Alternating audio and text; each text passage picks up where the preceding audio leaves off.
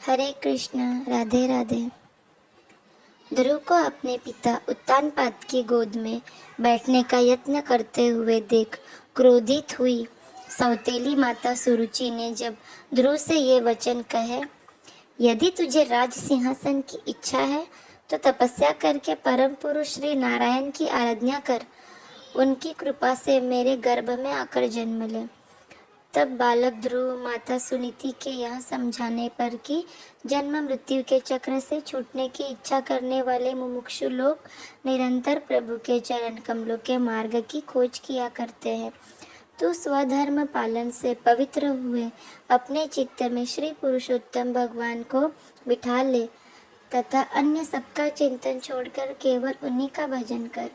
ध्रुव प्रभु प्राप्ति के लिए घर से निकल पड़ते हैं। रास्ते में देवर्षि नारद के मिलने पर वे उनसे प्रभु की प्राप्ति कैसे हो, प्रभु का ध्यान कैसे करूं, इस प्रकार के प्रश्न पूछते हैं। नारद जी पहले तो उनकी प्रभु भक्ति के प्रति दृढ़ता, तत्परता एवं परिपक्वता की परीक्षा लेते हैं। तदुपरांत दया के सागर सर्वाधार भगवान श्री कृष्ण के सलोने सावले स्वरूप का वर्णन कर द्वादक्षर मंत्र ओम नमो भगवते वासुदेवाय का जप करने के लिए कहते हैं। बालक ध्रुव नारद जी के उपदेशानुसार अपनी इंद्रियों को विषयों से हटाकर एवं प्राणों को रोककर एकाग्र चित्त व अनन्य बुद्धि से विश्वात्मा श्रीहरि के ध्यान में डूब जाते हैं। परंतु जिस समय उन्होंने महदादि संपूर्ण तत्वों के आधार तथा प्रकृति और पुरुष के भी अधीश्वर परब्रह्म की धारणा की, उस समय तीनों लोग उनके तेज को न सह सकने के कारण कांप उठे। तीव्र योगाभ्यास से एकाग्र हुई बुद्धि के द्वारा भगवान की बिजली के समान देदीप्यमान जिस मूर्ति का वे अपने हृदय कमल में ध्यान कर रहे थे, वह सहसा विलीन हो गई।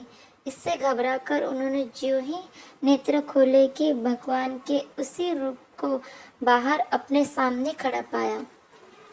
प्रभु के दर्शन पाकर बालक ध्रुव को कुतूहल हुआ। वे प्रेम में अधीर हो गए।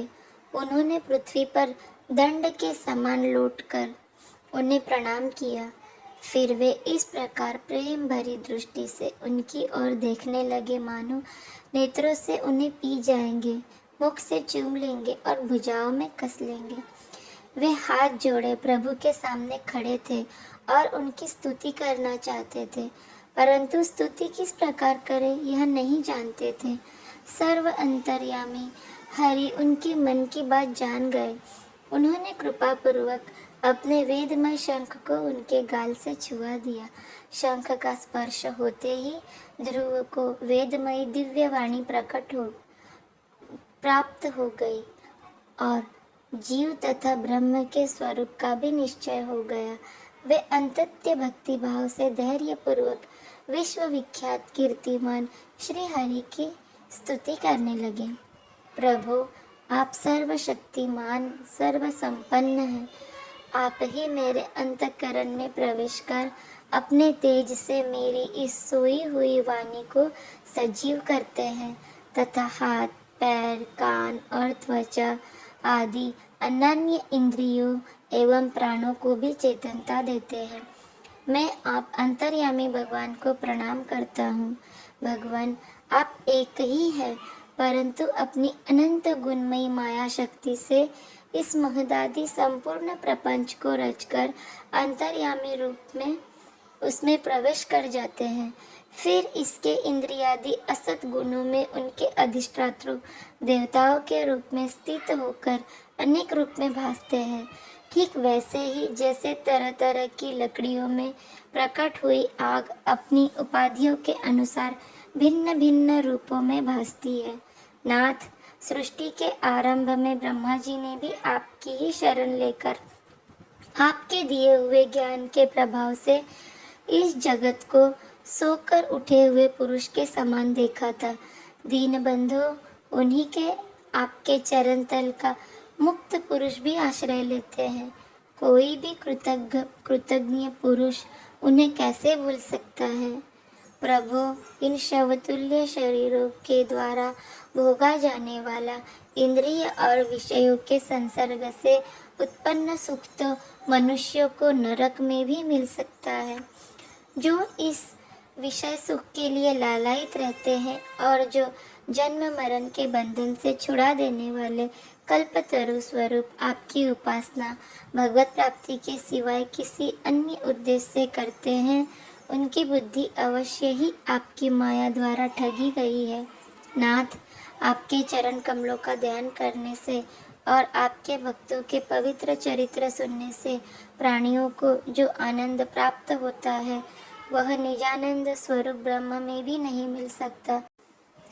फिर जिन्हें काल की तलवार काट डालती है, उन स्वर्गीय विमानों से गिरने वाले पुरुषों को तो वह सुख मिल ही कैसे सकता है। अनंत परमात्मन, मुझे तो आप उन विशुद्ध हृदय महात्मा भक्तों का संग दीजिए जिनका आप में अविच्छिन्न भक्ति भाव है। उनके संग में मैं आपके गुणों और लीलाओं की कथा सुधा को पी पी कर उन्मत्त हो जाऊंगा और सहज ही इस अनेक प्रकार के दुखों से पूर्ण भयंकर संसार सागर से पार हो जाऊंगा।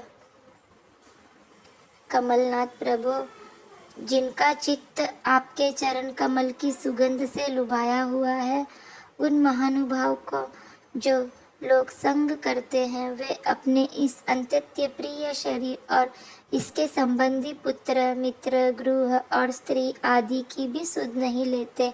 अजन्मा परमेश्वर, मैं तो पशु वृक्ष पर्वत पक्षी सरीसृप देवता दैत्य और मनुष्य आदि से परिपूर्ण तथा महदादि अनेकों कारणों से संपादित अनेक इस सदस्यात्मक स्थूल विश्व रूप को ही जानता हूँ। इससे परे जो आपका परम स्वरूप है जिसमें वाणी की गति नहीं, इसका मुझे पता नहीं है।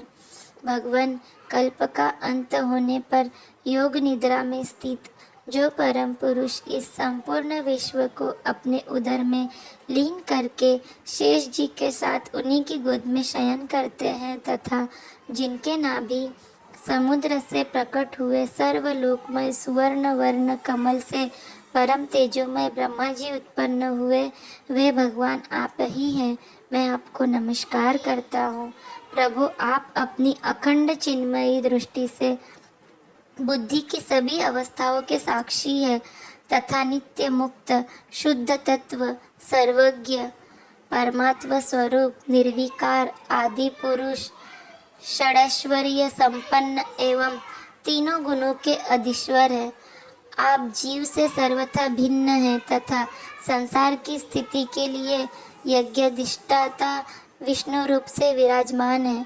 आपसे ही विद्या अविद्या आदि विरुद्ध गतियों वाली अनेकों शक्तियाँ धारावाहिक रूप से निरंतर प्रकट होती रहती है। आप जगत के कारण अखंड अनादि अनंत आनंदमय निर्विकार परब्रह्म स्वरूप है। मैं आपकी ही शरण हूँ। भगवान, आप परमानंद मूर्ति है।